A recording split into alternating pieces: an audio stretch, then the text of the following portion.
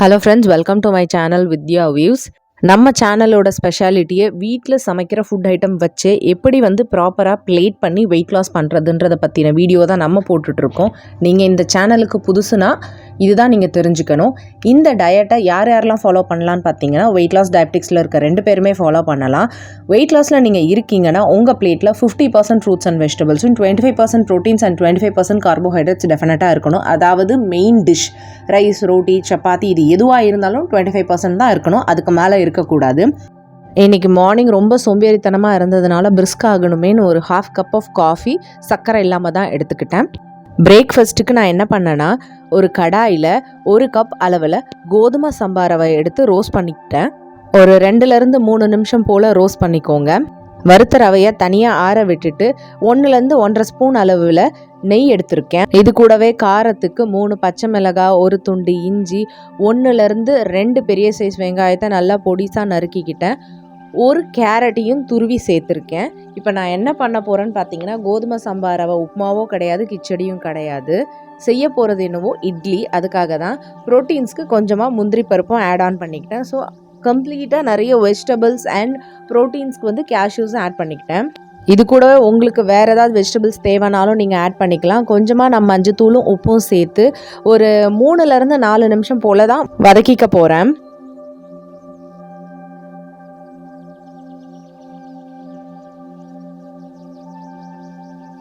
ஆரண ரவையை மறுபடியும் இதிலே கொட்டிடுங்க.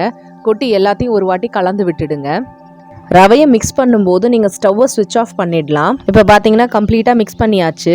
ஒரு மிக்சிங் பவுலில் நான் 1/2 கப் போல் புளிச்ச தயிர் எடுத்திருக்கேன். இது கூடவே ஒரு சிட்டிகை பேக்கிங் சோடா எடுத்திருக்கேன். இது ஆப்ஷனல் தான், ஏன்னா சாஃப்டாக இருக்கும் இட்லி, அதுக்காக. இது எல்லாத்தையும் ஒன்றா மிக்ஸ் பண்ணி விட்டுடுங்க. ரவா, வெஜிடபிள்ஸ் எல்லாம் மிக்ஸ் பண்ணதை இந்த கர்டோட கலந்து விட்டுடுங்க. இதை ஒரு 1/2 மணி நேரம் போல் ஊற விட்டுடுங்க. 1/2 மணி நேரம் ஊறின உடனே தயிர் எல்லாமே இழுத்துக்கும். உங்களுக்கு தேவைன்னா கொஞ்சமாக தண்ணி மிக்ஸ் பண்ணி இட்லி தட்டில் கீயை டஸ்ட் பண்ணிக்கோங்க. கலந்து வச்சுருந்த மிக்சரை இதில் ஆட் பண்ணிக்கோங்க. வழக்கமாக எப்படி இட்லி வேக வைக்கிறோமோ அந்த மாதிரி தான் ஒரு 15 நிமிஷத்துலேயே நல்லா ரெடியாகி வந்துடும். மாவை ரொம்ப தண்ணியாக கலந்து வச்சிடாதீங்க. இட்லி உதிரி உதிரியாக வந்துடும். அதனால் பார்த்து பதமாக தான் செய்யணும் இதை. ஸோ பிரேக்ஃபாஸ்ட்டுக்கு 2 இட்லிங்க, கொஞ்சமாக தேங்காய் சட்னி. மிட் மார்னிங் ஸ்நாக்குக்கு 2 ஸ்பூன் அளவில் சியா சீட்ஸ் மிக்ஸ் பண்ணி மஸ்க் மெலன் ஜூஸ் தான் நான் எடுத்திருக்கேன். கூடவே டாப்டு வித் சம் நட்ஸு, அதாவது என்னென்னா 2 பாதாம் அப்படி இல்லைனா 2 முந்திரி பருப்பையும் நான் கட் பண்ணி போட்டுக்கிட்டேன். ஸோ முலாம்பழம் ஜூஸ் தான் இன்றைக்கி என்னோடய மிட் மார்னிங் ஸ்நாக்காக இருக்குது. லஞ்சுக்கு நான் இன்றைக்கி செஞ்சது கேரளா மட்டை ரைஸ் தான். அதுவும் ஃபுல் நைட் போல் ஊற வச்சு வடித்து எடுத்திருக்கேன். ப்ரோட்டீன்ஸ்க்கு 2 முந்திரி பருப்பு, கொஞ்சமாக கத்திரிக்காய் போட்ட புளிக்குழம்பு, ஒரு ஆரஞ்சு, சுட்ட அப்பளம்னு இல்லைங்க, இது ஆயிலில் வறுத்த அப்பளம் தான். ஒரே ஒரு அப்பளம் எடுத்திருக்கேன். ஈவினிங் அகெயின் காஃபி தான் 1/2 கப் சுகர் இல்லாமல் எடுத்திருக்கேன். டின்னருக்கு டிஃப்ரெண்ட்டான ஒரு மாவு ரெடி பண்ணலான்னு நினச்சேன். அதுக்கு சும்மா ஒரு 3/4 கப் டு 1 கப் அளவில் ஒயிட் சன்னா எடுத்திருக்கேன். 1/2 கப் கைக்குத்தல் ப்ரௌன் ரைஸ் எடுத்திருக்கேன். இதுக்கு பதில் நீங்கள் வேணும்னா பச்சை அரிசி எடுத்துக்கலாம். 1 ஸ்பூன் வெந்தயம். இது எல்லாத்தையுமே கழுவிட்டு ஒரு ஃபுல் நைட் போல் ஊற வச்சிங்கன்னா இந்த மாதிரி நல்லா ஊறி வந்திருக்கும். மறுபடியும் இதை கழுவிட்டு மிக்ஸி ஜாரோ அப்படி இல்லைன்னா கிரைண்டர்லேயோ கொஞ்சம் கொஞ்சமாக தேவைக்கேற்ப தண்ணி சேர்த்து கொஞ்சம் கொரன்னு மாவை அரைச்சி எடுத்துக்கோங்க. மாவை வேறு ஒரு பவுல் எடுத்துக்கிட்டு கொஞ்சமாக உப்பு சேர்த்து நல்லா மிக்ஸ் பண்ணி ஒரு 4 மணி நேரம் போல் வெளியே விட்டிங்கனாவே மாவு செமையாக சூப்பராக புளிச்சு வந்திருக்கும். பாருங்கள், நல்லா ஏர் பபிள்ஸோடு புளிச்சு வந்திருக்கு.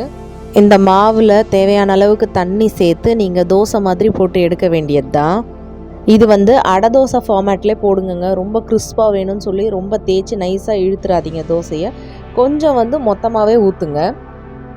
தோசையை இன்னொரு பக்கம் அப்படியே திருப்பி விட்டுடுங்க. அவ்வளோதான், சூப்பரான chana dosa ready. High protein உள்ள ஒரு தோசைங்க. இதில் ஒரு தோசை டின்னருக்கும் மதியம் வச்ச காரக்குழம்பே நான் எடுத்துக்கிட்டேன். கொஞ்சம் புளிப்பாக சாப்பிட்டா தான் நல்லா இருக்குது. இதுக்கு சட்னிலாம் செட் ஆகுமான்னு எனக்கு தெரியலை, ஏன்னா இதுதான் ஃபஸ்ட் டைம் நான் அதை ப்ரிப்பேர் பண்ணுறேன். ஃபேட் கட்டர் ட்ரிங்காக சாப்பிட்டு ஒரு 1.5 hours கழித்து 1 ஸ்பூன் சீரகம், அஜ்வைன், வெந்தயம் எல்லாமே நல்லா கொதிக்க வச்சு வடிகட்டி குடிச்சுக்கிட்டேன். என்னோட மற்ற வெயிட் லாஸ் வீடியோஸோட லிங்க் எல்லாமே டிஸ்கிரிப்ஷன் அண்ட் ஐ பட்டனில் இருக்குங்க. நேற்றைய வீடியோ பெருசாக வியூஸ் போல் எதனாலன்னு தெரில. நீங்கள் கேட்டதுனால தான் இதை வந்து நான் 100 days சேலஞ்சாக எடுத்தேன். முடிஞ்ச அளவுக்கு உங்களோட ஃப்ரெண்ட்ஸ் அண்ட் ஃபேமிலி மெம்பர்ஸ் எல்லாருக்குமே ஷேர் பண்ணுங்கள், லைக் கொடுங்க. நீங்கள் லைக் கொடுத்தா மட்டும்தான் அது மற்ற ஆடியன்ஸ்க்கும் நான் சப்ஸ்கிரைபர்ஸ்க்குமே போய் ரீச் ஆகும். ஏன்னா நான் அவ்வளோ எஃபர்ட் போட்டு பண்ணுறதுனால இந்த சேனலை கம்ப்ளீட்டாக வெயிட் லாஸ்க்கு நான் போட்டதுனால வீடியோஸு என்னோட இன்ஸ்டாகிராம் அண்ட் ஃபேஸ்புக் பேஜஸில் தான் வந்து குழந்தைங்களுக்கு வந்து எப்படி வந்து ஃபாஸ்ட்டாக குக் பண்ணுறது, ஹெல்த்தியாக பண்ணுறதுன்ற ரெசிபீஸ் எல்லாம் ஷேர் பண்ணியிருக்கேன். வித்யா வியூஸா டெஃபினட்டாக போய் இன்ஸ்டாகிராம் அண்ட் ஃபேஸ்புக்கையும் ஃபாலோ பண்ணுங்கள். மறக்காமல் நம்ம channel like, comment and subscribe பண்ணுங்கள் ஃப்ரெண்ட்ஸ்.